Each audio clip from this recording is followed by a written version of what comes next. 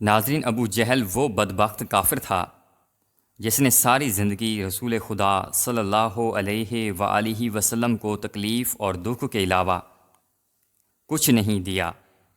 فرعون اور نمرود کی طرح ابو جہل بھی کتے کی موت مرا۔ حضرت عبد الرحمن بن عوف رضی اللہ تعالی عنہ سے مروی ہے کہ جب جنگ بدر کا میدان لگا ہوا تھا، معاذ اور معوذ رضی اللہ تعالی عنہما میرے پاس آئے اور انہوں نے مجھ سے دریافت کیا کہ چچا جان، ان میں سے ابو جہل کون ہے؟ میں نے ہاتھ کا اشارہ کرتے ہوئے ان کو بتایا کہ وہ ابو جاہل ہے۔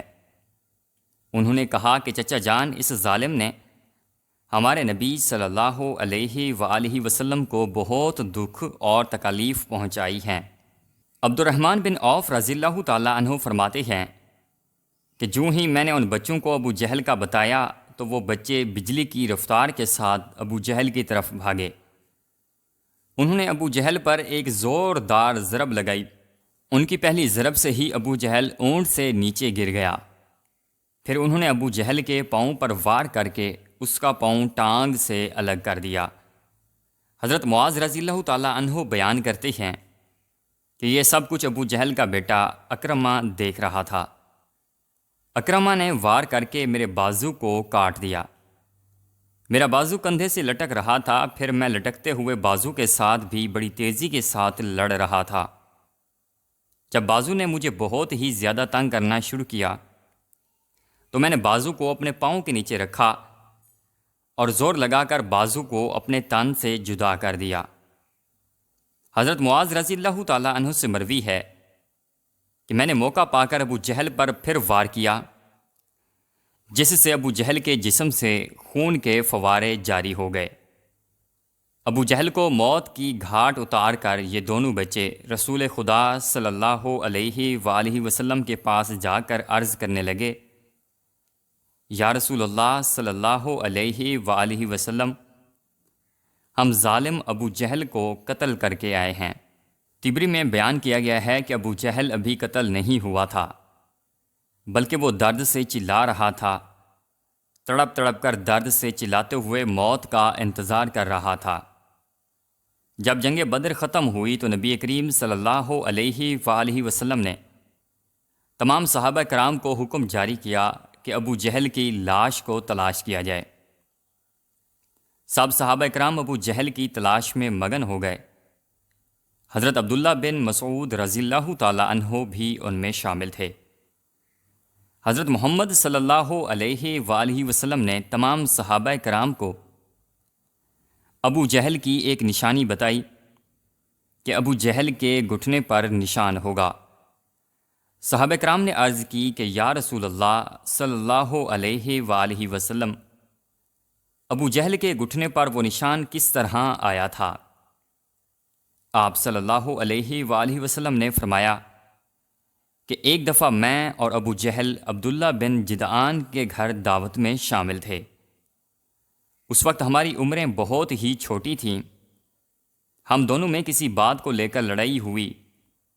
میں نے ابو جہل کو زور سے دھکا دیا، جس کی وجہ سے ابو جہل زمین پر گر پڑا۔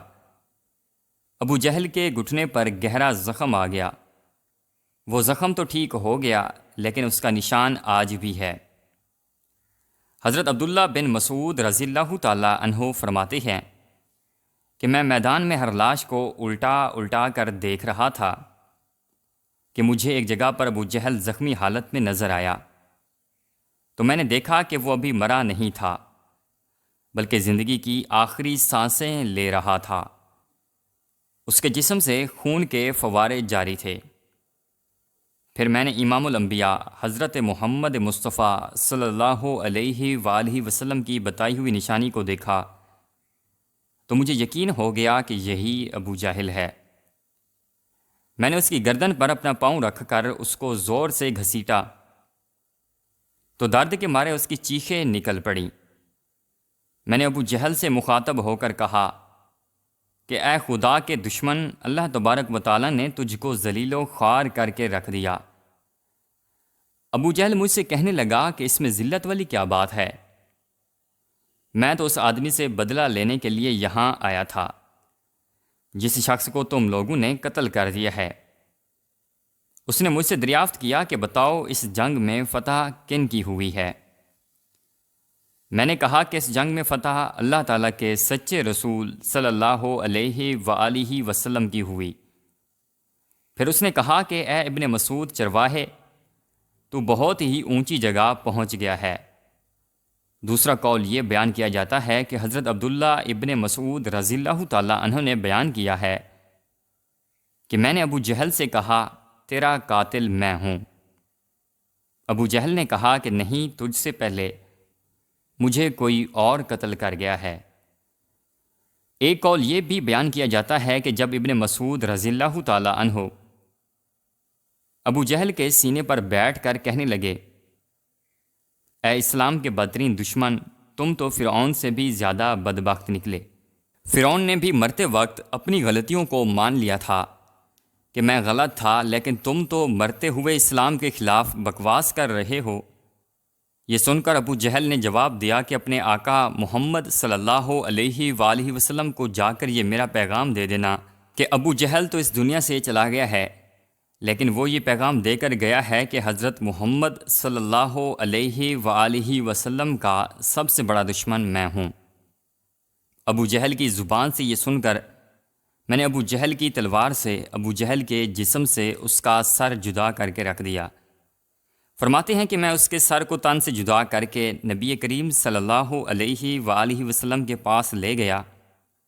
میں نے آقا دو جہاں کی بارگاہ میں ابو جہل کا سر پیش کرتے ہوئے عرض کی، یا رسول اللہ صلی اللہ علیہ وآلہ وسلم، یہ لیں ابو جہل کا سر۔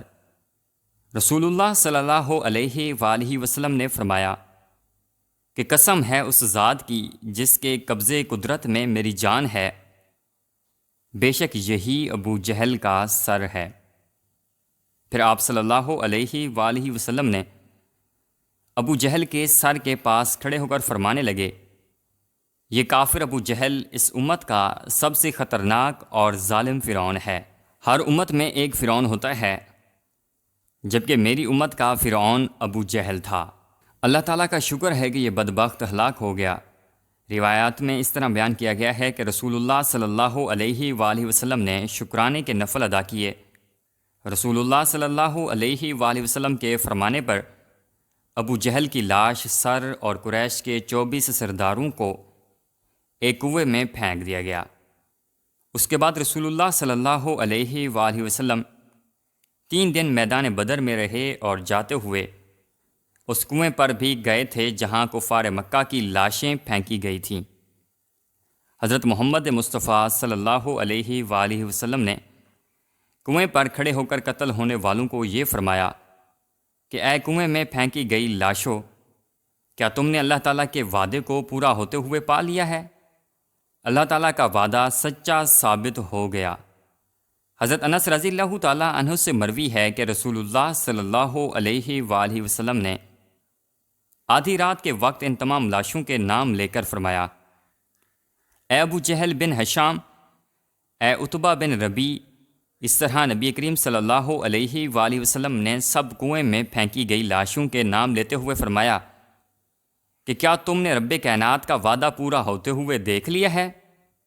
کیا تم نے اپنے خداؤں بتوں کا وعدہ سچ پایا؟ میرے خدا نے جو مجھ سے وعدہ کیا تھا وہ سچ ثابت ہو گیا ہے۔